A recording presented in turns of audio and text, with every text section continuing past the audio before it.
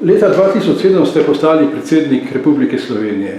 Kako ste iz svetovljanskega okolja in svetovnih problemov lahko preklopili v drobnjakarsko slovensko politiko, polno spletk, umazanih intrig, medijskih in političnih diskreditacij?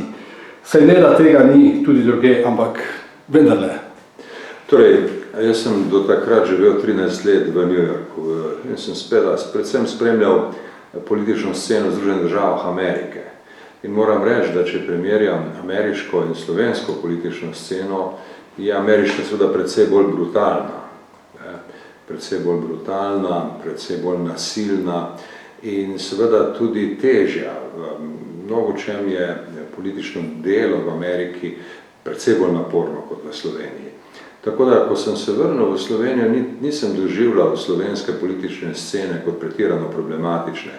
No, za tako ilustracijo naj povem, takrat je bila velika razprava o nekih domnevnih nepravilnostih pri nakupu nekih operacijskih miz v kliničnem centru v Ljubljani.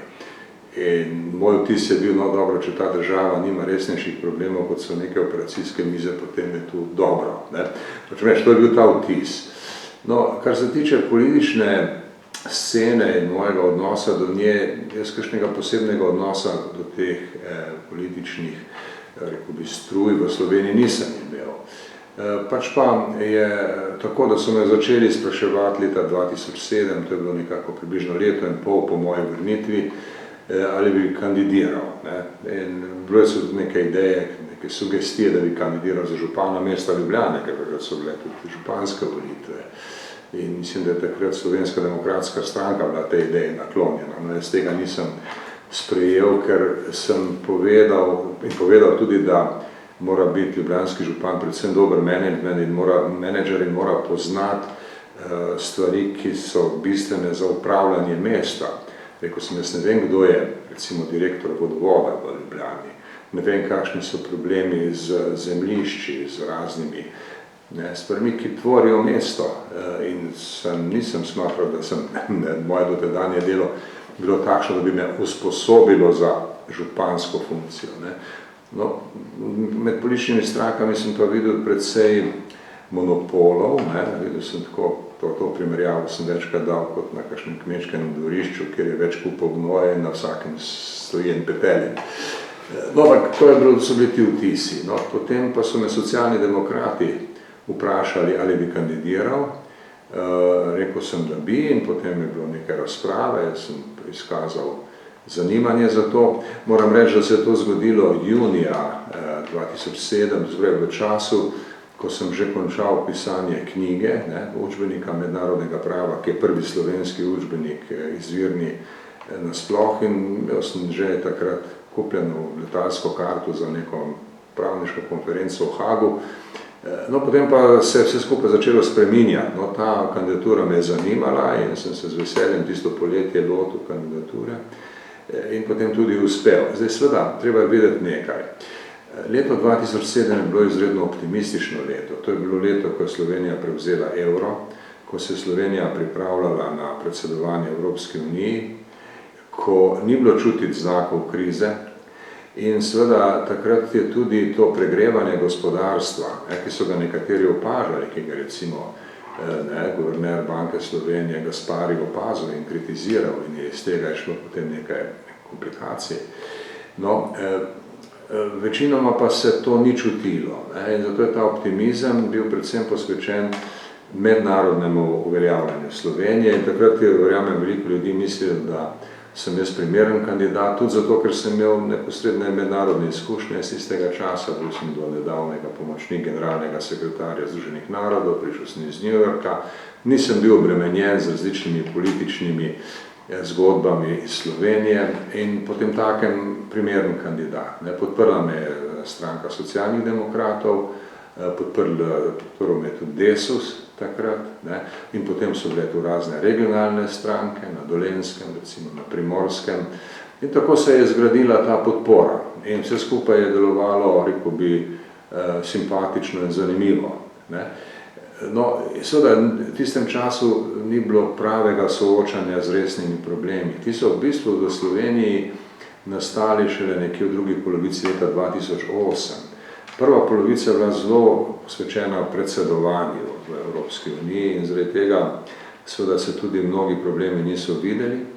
Jaz tudi nisem imel kakšnih posebnih problemov s političnimi strankami, ne, ki so vse bile nekako malo zadržane tudi zato, da bi bil ugled Slovenije čim boljši. Če tudi seveda sem vedel, da stvari niso čisto enostavne, ne, ko sem bil izvoljen, ne, tam novembra 2007, je predsednik Slovenske demokratske stranke Janša to označil kot katastrofo, ne, moja izvolitev. In je potem takoj sklical izredno sejo Državnega zbora o tem, kako mediji rušijo vlado, da bi preusmeril pozornost. In pozornost bila posvečena temu, tej trditvi, saj vsega skupaj ni bilo nič. Ampak politična dinamika je delovala na en način, ki sem ga takrat lahko prvič doživel tudi nekako na svoji koži. Ne. Ampak večjih problemov ni bilo. In tako se je pač moja predsedniška funkcija začela. Omenili ste Janeza Janšo. Ja. Vi ste bili pravzaprav prisiljeni v nekakšno kohabitacijo, kakor bi temu rekli Francozi. Ne? Italijani imajo tako izkušnjo in verjetno še marsikdo. Ne? Kako je to izgledalo, ker ti napadi na vas so bili zelo osebni, pravzaprav brutalni. Se spomnimo ponarejanja dokumentov, posebnega zlaganja dokumentov, ki so se ga šli in tako naprej. No, tisto je prišlo kasneje. Ne? To o dokumentih je prišlo kasneje, tamle leta 2010, nekako 2 leti po začetku moje funkcije. Sprva so, kot rečeno, bile vse politične stranke precej zadržane, niso izvajale, kako bi nekega resnično resnega pritiska. Ta se je zgodil kasneje in ta je bil seveda, tako bi rekel, zelo nepošten tudi. Nekaj se ponarejanje arhivskega gradiva je zelo huda reč. Ne. Jaz takrat kasneje, ko se je to zgodilo, nisem čutil potrebe, da bi se branil kot oseba, kajti jaz kot oseba s tem nimam nič, ne. To je vprašanje za državne tožilce in tako naprej. Skratka, nič od tega nisem doživljal nikoli osebno. No, ampak v prvem letu mojega mandata ni bilo prav posebno takih pritiskov, napadov, podobnih reči, ki jih je pač politiki treba pričakovati. Sem pa opazil določeno zadržanost. Recimo, jaz sem februarja 2008 obiskal Rim in sem obiskal tudi papeža Benedikta XVI. Ne? In videl sem, da potem časopis Družina ni objavil o tem nič do 10 dni kasneje. Ne? In to se mi je zdelo čudno, kajti malo pred tem je bil na obisku v Vatikanu francoski predsednik Sarkozy, o čemer je Družina obširno poročala. No, pa potem po koncu predsedovanja Evropski uniji seveda so se stvari spremenile. Takrat so pa se začeli bolj direktni napadi, ne, tudi kritike vsakašne, tam septembra 2008 in potem je ta stvar eskalirala. Ne. Zdaj, kot rečeno, jaz nisem nič od tega doživel kot kaj posebno nepričakovanega, ker nimam iluzij glede politike. Veste, politika ni etika. Ne. Dobro je, če ima politik, rekel bi zlasti predsednik republike, nek določen etični politični kompas. Ne. Nekaj, kar bi rekel, en minimum etične ali moralne jasnosti v svojem nastopanju, kajti on ni v položaju, ko mora nenehno sklepati kompromise med strankami, ampak mora tudi povedati svoje mnenje, kakor ga on svojega položaja vidi. Spravi, ta etični aspekt je zelo pomemben pri predsedniku republike in prav bi bilo, če bi bil tudi pri drugih ljudeh, ki nastopajo v politiki. Toda, sam nisem imel nobenih iluzij glede tega, tako da me ta kasnejša izkušnja ni tako zelo prizadela in sem jo vedno tudi videl kot pač stvar nekih političnih navad v Sloveniji, stvar neke politične kulture. Ničesar od tega nisem imel osebno. Kajti na osebni ravni sem se počutil vedno dobro pred predsedniško funkcijo, med njo in po njej, v krogu ljudi, ki jim osebno zaupam, sem vedno imel tudi dovolj opore, tako da je pač to del politične realnosti, ki sem ga tako sprejel kot takega. Bili ste prvi slovenski predsednik, ki je leta 2011 razpustil državni zbor in s tem omogočil predčasne volitve. Veliko možnosti sicer niste imeli takrat, lahko pa bi čakali 60 dni in dali državnemu zboru možnost, da se morda skupčka okrog novega mandatarja. Zakaj ste se odločili za takojšnji razpis volitev?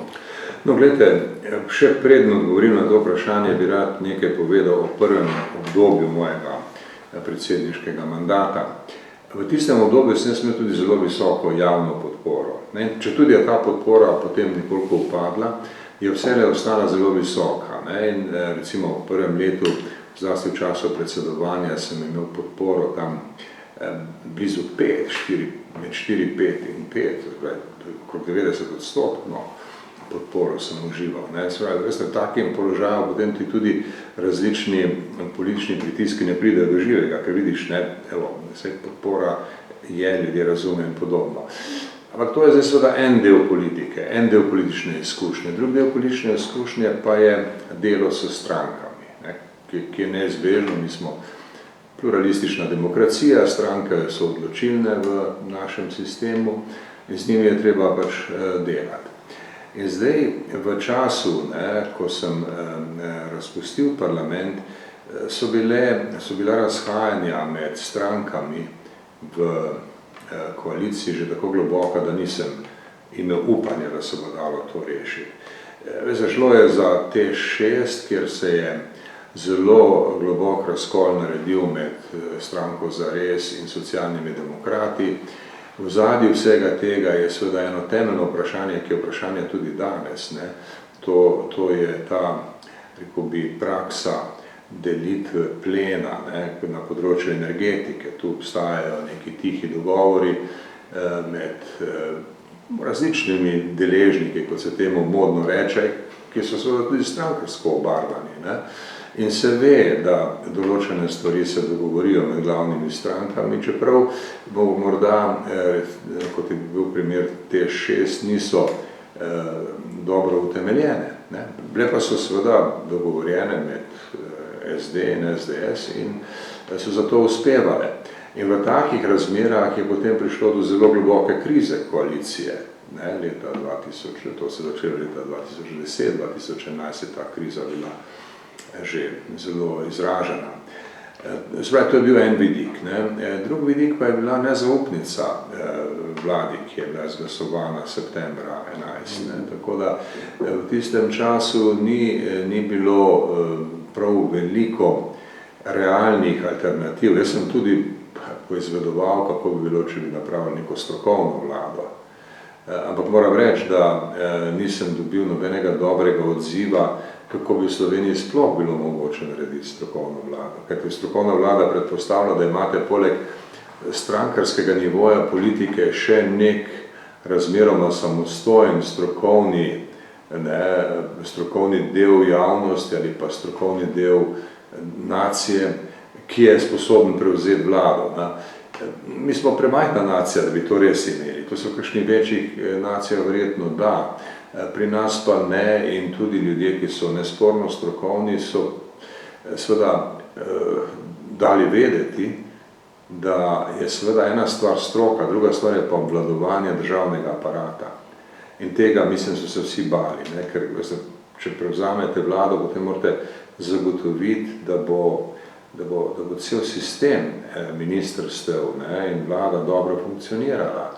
To pa ni odvisno zdaj od strokovnosti. Mi, nažalost, nimamo take državne uprave, da bi lahko rekli, na vrhu zamenjate pač ljudi in državna uprava bo vedno dobro funkcionirala. Nažalost tega ni, morda bo to kasneje kdaj nastalo. Ampak vse to sem vedel takrat in zato se mi je zdelo, da so pač nove volitve najboljša rešitev. V tistih volitvah, kot veste, je največ glasov dobila Pozitivna Slovenija.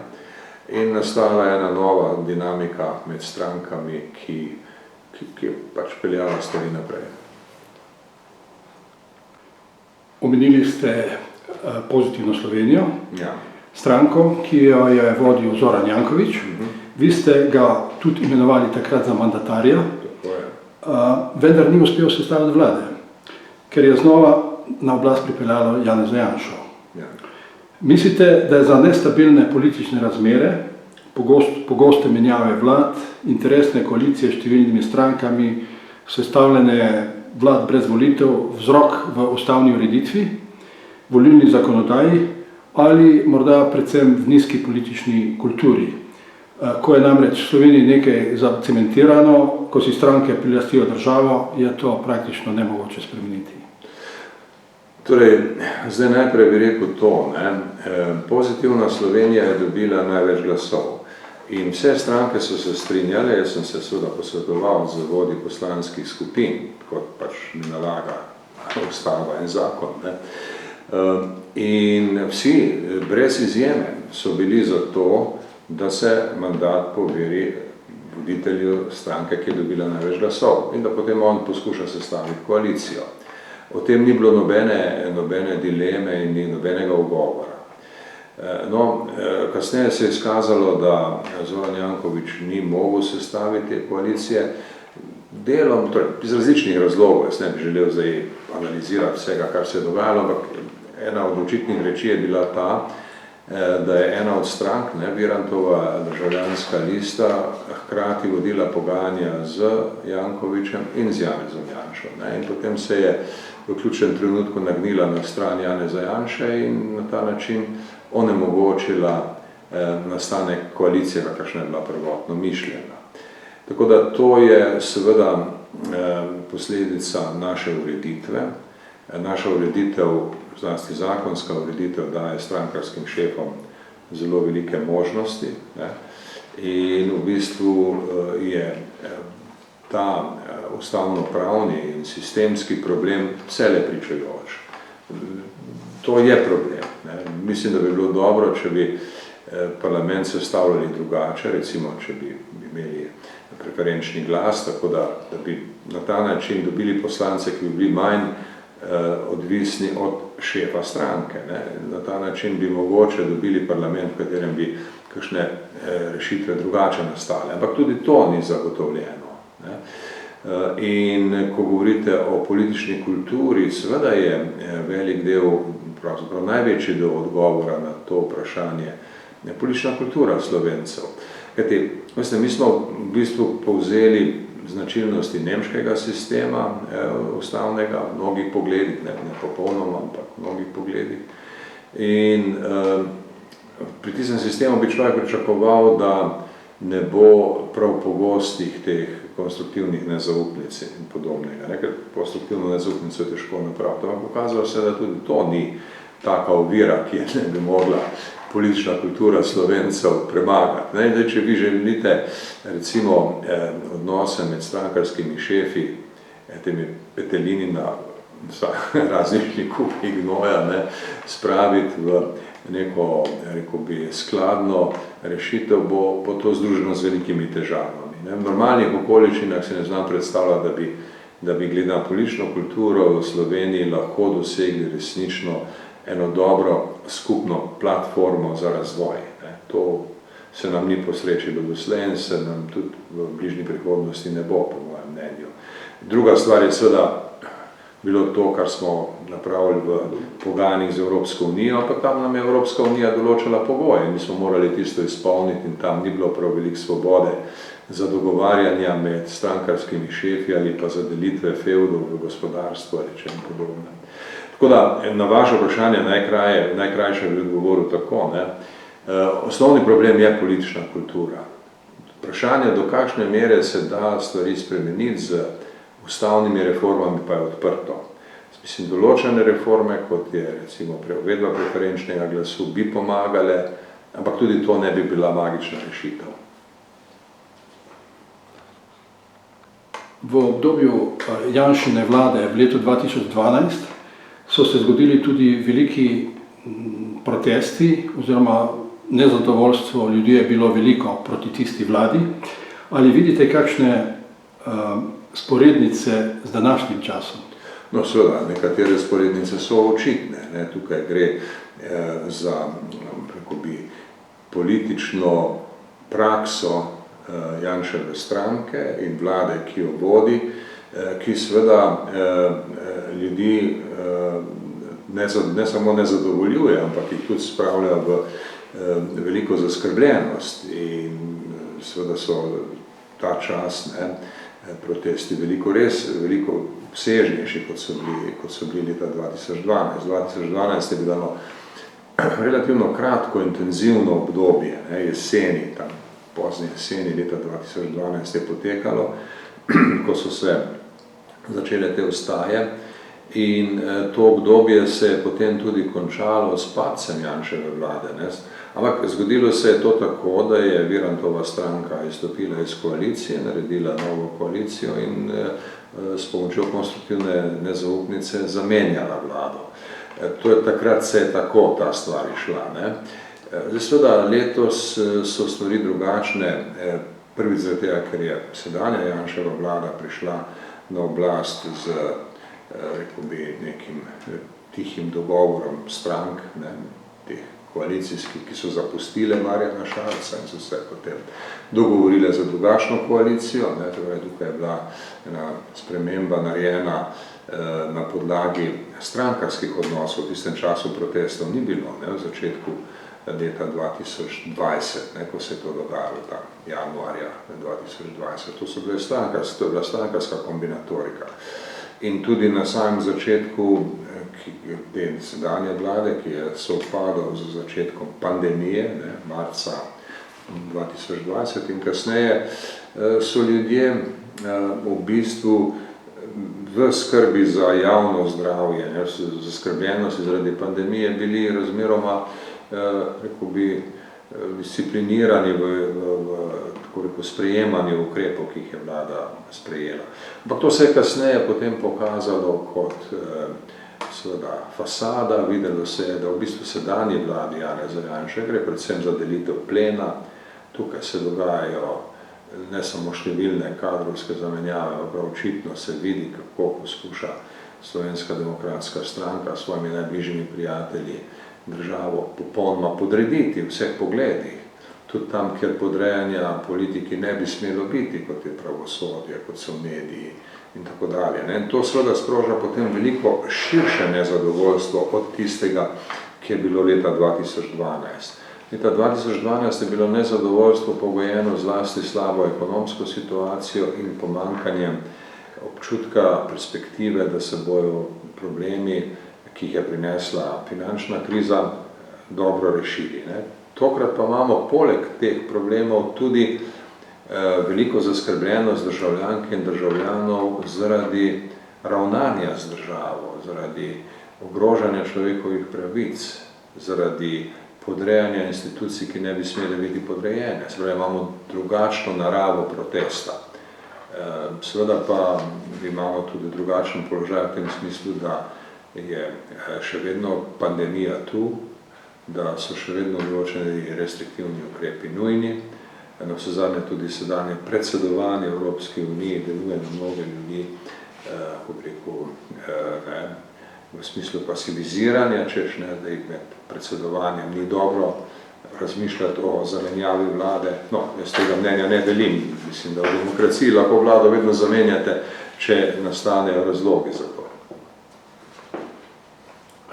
Bova se na to temo vrnila še na koncu tega pogovora. Zdaj vas bi vprašal še, se bi vrnil na predsedniško zgodbo. In vas bi vprašal, kaj vas je vodilo pri drugi kandidaturi za predsednika? To je seveda vaša osebna zgodba, ampak če gledamo, sta se takrat soočila dva konceptualno popolnoma različna tipa politike. Vaš tip politike je politika nekega vrhunskega diplomata, človeka, ki obvlada svojo stroko. Nasproti temu je bil nekdo, ki je izrazit populist, ki je, če sem malce ciničen, zadnjo knjigo prebral v času študija, ki mu je Instagram in Twitter glavno orodje. Slovenci smo v tem tehtanju, čeprav je bila udeležba nizka, izbrali to izrazito populistično Instagram tip politiko.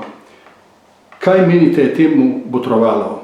Je to neka strankarska zgodba bila ali so neke druge zadeve? Ja, gledajte, vedno je več faktorjev. Sigurno odločilno vlogo so imele stranke. kot jo pač imajo v pluralistični demokraciji, kakršne je v Sloveniji. In tukaj sta stranki SDS in SD lepo sodelovali. Ne? Treba je vedeti, da je tudi velika večina članov SD stopila na stran Boruta Pahorja, ki je bil takrat do nedavnega predsednik stranke. In SD ter SDS sta dve stranki, ki imata najmočnejšo terensko mrežo in najbolj zveste volivce.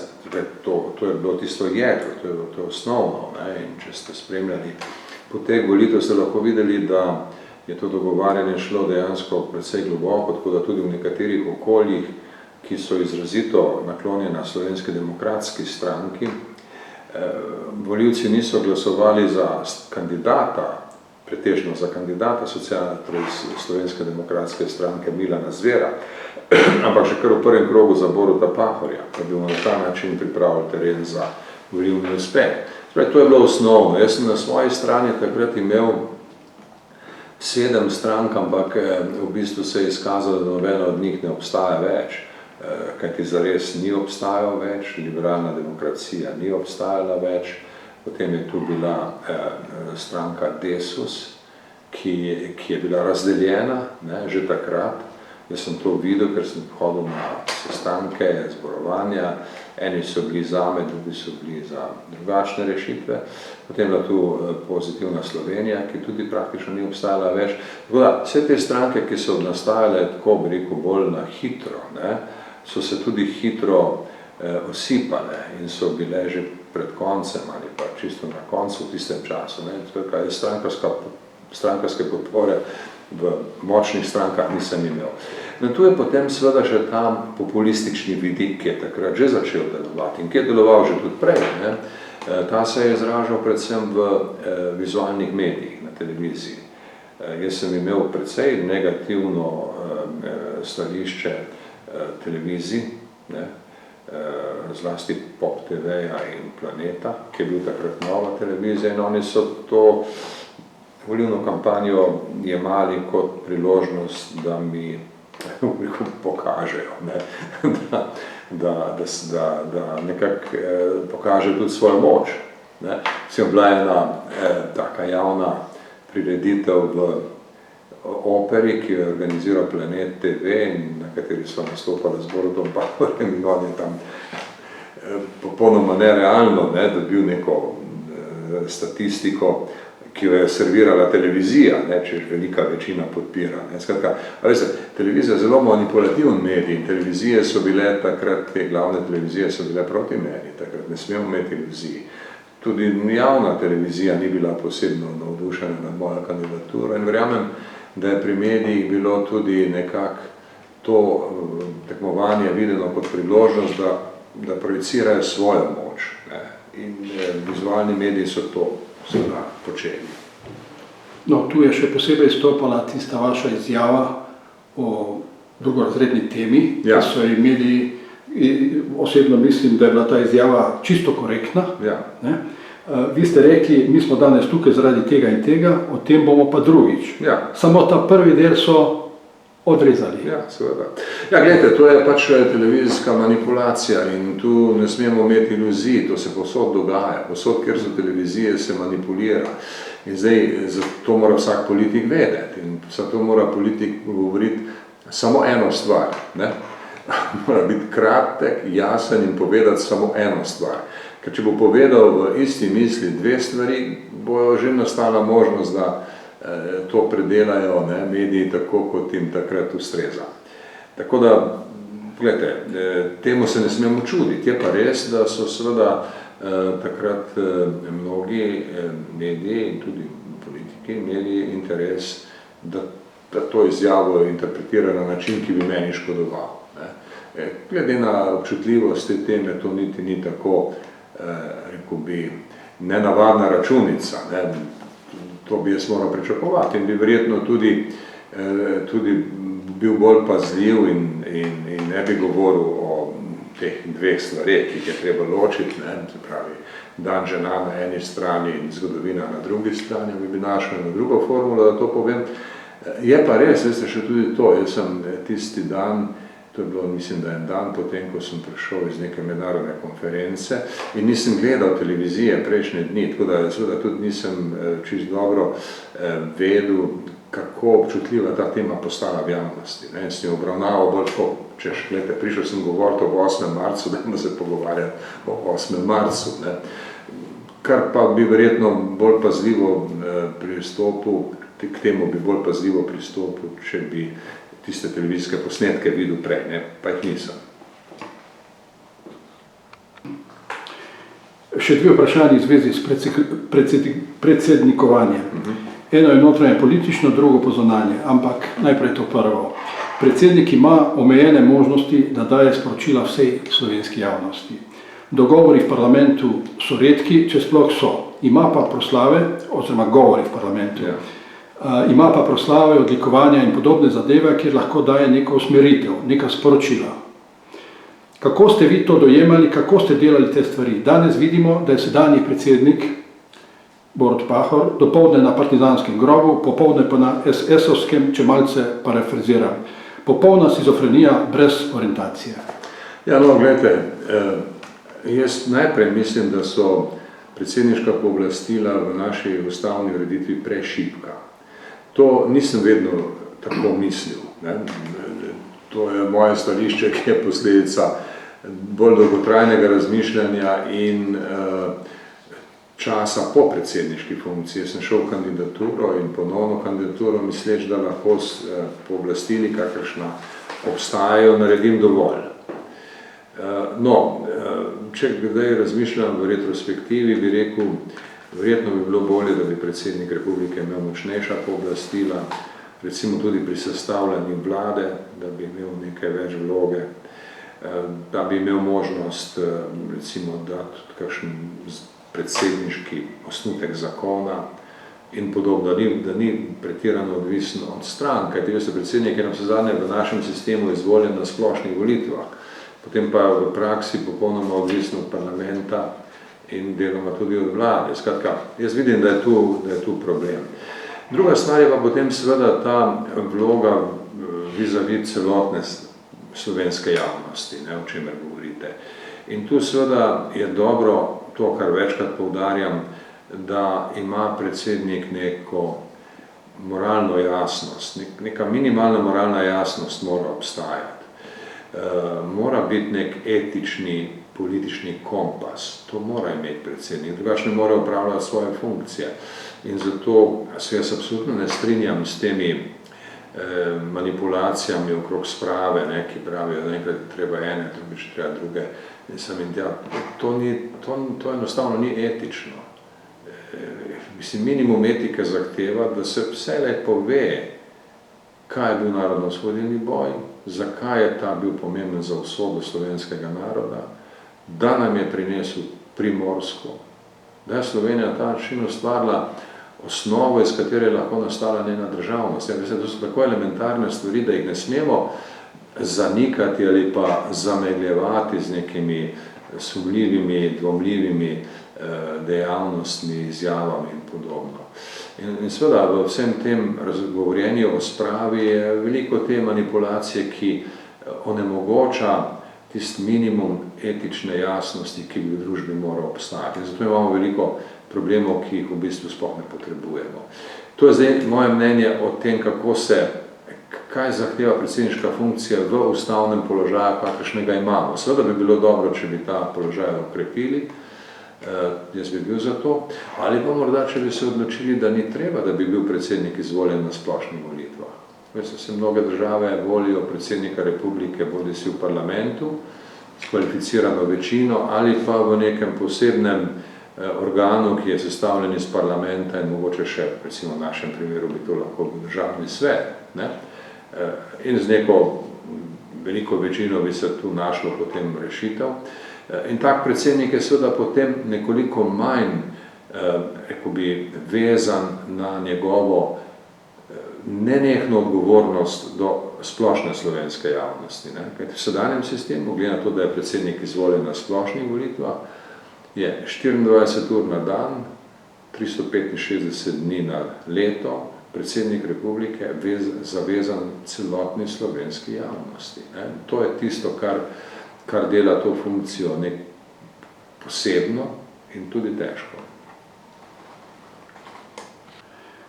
Slovenci se srečujemo s prikritim rasizmom vse od konca Prve svetovne vojne, ko so nas veliki narodi, na navednicah rečimo, sploh opazili kot majhen in kulturno nerazvit narod, ki samo nekaj stoka in zahteva, nič ni pripravljen storiti zase, v prvi priložnosti vas bo pa izdal, kot je izdal cesarja in podobno.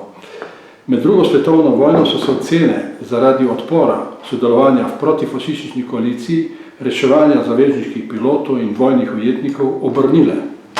Zdi pa se, da so se po osamosvojitvi vrnile, da smo se sami potisnili nekam na vzhod, stran od jedrnih držav Evropske unije, ki smo se jim kljub vsem napakam približali. Je tu sploh možno kaj spremeniti, saj je zunanja politika običajno refleksija notranjih razmerij v neki državi? Ja, no, slednje seveda drži, ni pa treba, da bi to bilo pretirano. Pri nas je zunanja politika, kot zdaj vidimo, zelo povezana s fluktuacijami v notranji politiki. Predstavljajte si, da bi sedanjo vlado zamenjali, recimo v teku predsedovanja Evropske unije. Potem bi lahko Slovenija zelo hitro korigirala svoj kurs. Kajti ta sedanji kurs je izrazito posledica odločitev, posledica orientacije, ki jo sprejema vodstvo Slovenske demokratske stranke. V tej sedanji orientaciji ni prav veliko nekega temeljnega interesa, ki ga mora Slovenija v vsakem primeru slediti. Tako da, jaz mislim, da je v naši politični praksi seveda še pred nami veliko zorenja. Mi smo še vedno precej nezrela nacija. To ne jemljem, veste, kot olajševalno okoliščino, zato ker imamo suvereno državo šele 30 let, ampak kot kritiko. Mi bi lahko bili bolj zreli, kot smo. In to, kar se sedaj počenja, to ni izraz zrelosti. Bi pa še rad malo pokomentiral zgodovino. Veste, vi ste rekli, po prvi svetovni vojni Slovenija ni bila opažena, oziroma slovenski narod ni bil opažen in podobno. Seveda, slovenski narod je bil eden podložnih narodov v monarhiji, ki je bila ne samo poražena v vojni, ampak tudi uničena. In potem se je bilo treba boriti za neko vlogo, kakršen slovenski narod v zgodovini nikoli ni imel. In to se ni dalo narediti na Versajski mirovni konferenciji, na Pariški mirovni konferenciji. In zdaj, Slovenci so takrat imeli nekaj briljantnih ljudi v Parizu. So imeli Žolgarja, so imeli Pitamica in druge. In zdaj seveda, Žolgar je bil hendikepiran s tem, ker je bil nekoč minister v vladi poražene države, ki je tudi prenehala obstajati. Medtem ko na samem terenu se slovenski narod ni tako izkazal, da bi recimo to naredilo vtis na velike sile. To je pač takrat tako bilo. In če so naši predstavniki takrat na sestanku z ameriškim predsednikom Wilsonom rekli, Ave Cezar moriturite salutant, to je mogoče Slovencem zgledalo nekako prepričljivo, ali ne vem, zakaj so ta čuden izrek povedali na nekega Woodrowa Wilsona, to prav gotovo ni naredilo kakšnega zelo globokega vtisa. Druga stvar pa je, če se nek mali narod izkaže v vojni in se bojuje zase in doseže nekaj, to pa potem seveda takoj vzbudi spoštovanje. In to je slovenski narod dosegel z narodno-osvobodilnim bojem. Brez tega ne bi bilo nič. Brez narodno-osvobodilnega boja mi ne bi imeli Primorske, ne bi imeli danes verjetno države, kakršno smo vendarle sposobni narediti in ki jo bomo razvijali še naprej. O škodljivem delovanju sedanje vlade sva že govorila. Gre za rušenje pravosodja, napade na medije, policijo in politične nasprotnike. Tu tudi neimenovanje evropskih tožilcev je tukaj zelo odmevalo, označevanje novinark za prostitutke, neonaciste za bisere, evropske komisarje in protestnike za svinje, policaje za lenuhe. To je jezik, ki ga uporablja ta aktualna vlada. Kaj bi po vašem mnenju morala storiti Evropska unija, da bi zaščitila demokracijo in vladavino prava v Sloveniji? Kaj ti zdi se, da ne stori dovolj? Glejte, jaz mislim, da moramo v Sloveniji biti zelo realni glede Evropske unije. Za demokracijo v Sloveniji se moramo potruditi v Sloveniji. Evropska unija ne bo naredila nič namesto nas. Demokracija v Sloveniji je stvar državljank in državljanov Republike Slovenije. In Evropska unija nastopa točno tako. Evropska unija poskuša nekako uvesti, uveljaviti neke kriterije, neke standarde za oceno, ali je neka demokracija v dobrem stanju ali ni, ali je to kvalitetna demokracija ali ni, ali se neki politični procesi odmikajo od kriterijev, standardov demokracije, kakršni bi morali veljati v Evropski uniji. Ampak Evropska unija ne more spremeniti stvari. Jaz mislim, da je neprimerno pričakovati od Evropske unije kaj več od tega, kar zdaj imamo. Nasprotno, mi se moramo zavedati, da je Evropska unija omejena v svojih možnostih in da so naloge naše. Naloge so naloge državljanke in državljanov Republike Slovenije. Tako da, če boste recimo gledali reakcije v Evropski uniji, bodo te pogosto kritične, ampak ne bo posledic, ker o posledicah odločamo pri nas, ne v Bruslju. Seveda, mislim, da je to razumevanje v Sloveniji še prešibko. Mi velikokrat mislimo, da bo Bruselj nekaj ukrenil, pa potem nam ne bo treba ukreniti. Vse je tako, da moramo mi narediti svoje odločitve in sami ukrepati. Jaz bi rekel, da je to tako na nek način podobno tistemu, ko smo na začetku v kandidaturi za članstvo v Evropski uniji verjeli, da nam ne bo treba določati naših razvojnih prioritet in da bo potem razvojno odločanje tako ali tako nekako skupno v okviru Evropske unije in da bo lažje. Kasneje smo lahko videli v kriznih trenutkih, v času finančne krize in kasneje, da so ključne razvojne odločitve še vedno naše. In tudi zdaj, v času, ko se delijo milijarde Evropske unije, so spet ključne odločitve v našem razvoju naše. To je en vidik. Drugi vidik je pa, da so vsi negativni trendi v naši demokraciji najprej naš problem in ga moramo sami rešiti. Tudi, če nam bo Evropska unija pomagala s tem, da določa neke kriterije, standarde, kdaj kaj pove kritičnega, to ne bo imelo velikega vtisa, to ne bo naredilo velikega vtisa in velikih posledic, za te se moramo pobrigati sami. No, kako vidim Evropsko unijo? Veste, Evropska unija, če jo lahko tako metaforično opišem, je kot človek, ki stoji na dveh nogah. Ena noga so države članice, druga noga so skupne institucije. In če hoče človek dobro teči, nasploh dobro funkcionirati, mora imeti obe nogi zdravi.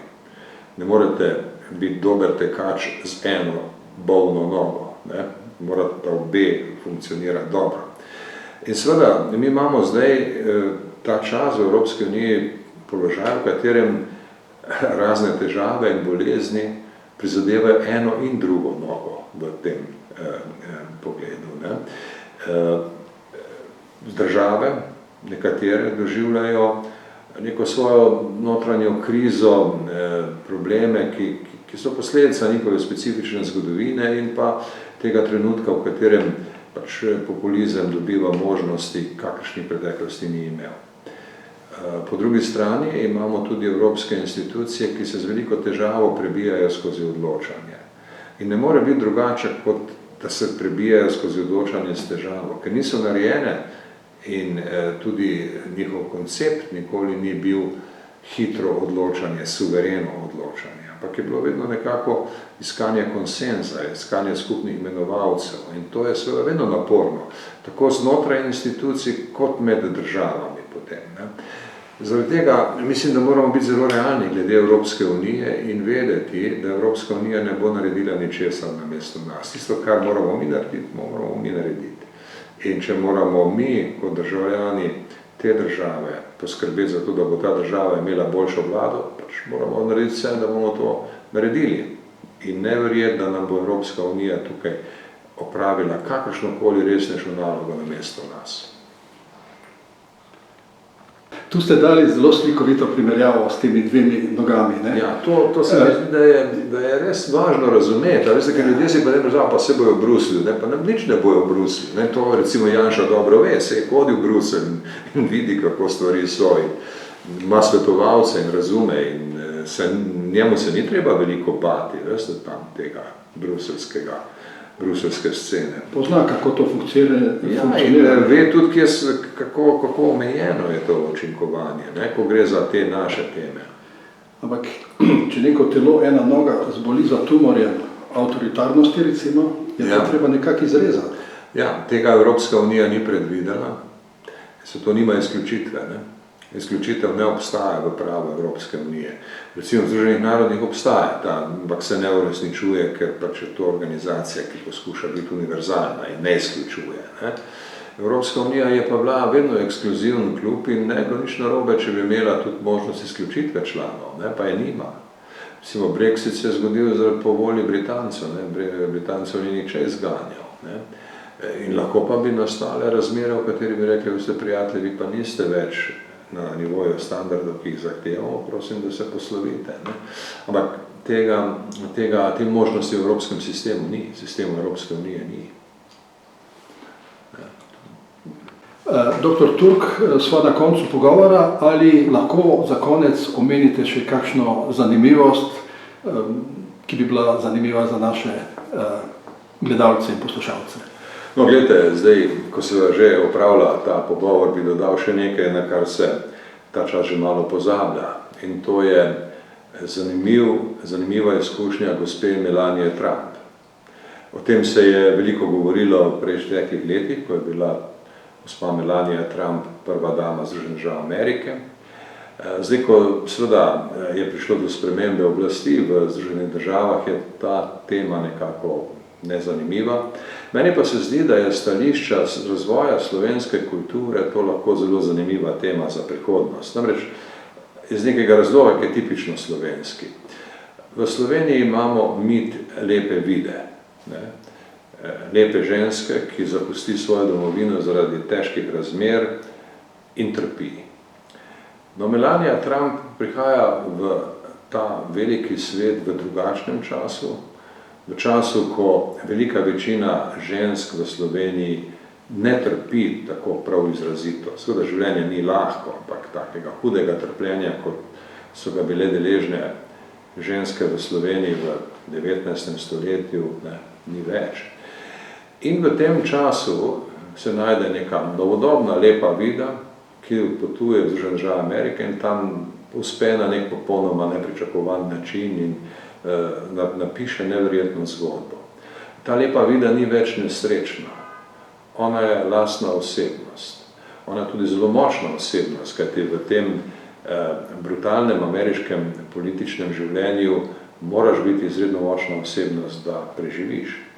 Tako da bi bilo za slovenske literate, slovensko umetniško sceno zelo zanimivo razmisliti o liku lepe vide v 21. stoletju. In Melania Trump bi bila lahko krasen primer tega. Jaz vem seveda, da to v tem trenutku ne gre, ker so prvič politični spomini na Trumpovo predsednikovanje še preveč živi in preveč obarvani z rečmi, ki pač ne sodijo v tako zgodbo. Ampak, in tudi ne vemo, kako se bodo stvari nadaljevale, ker nam se zadnje Donald Trump je lahko ponovno izvoljen za predsednika Združenih držav Amerike. Ne? Tako da tudi tega ne moramo predvideti. Ampak, če razmišljamo nekoliko bolj dolgoročno, bi pa predlagal, da slovenski literati razmislijo o mitu lepe vide v slovenski zgodovini in o možnostih neke nove vizije lepe vide v 21. stoletju. In verjamem, da bi to bilo kar optimistično. Nekaj takega se mi zdi, da bi bilo vredno tudi omeniti.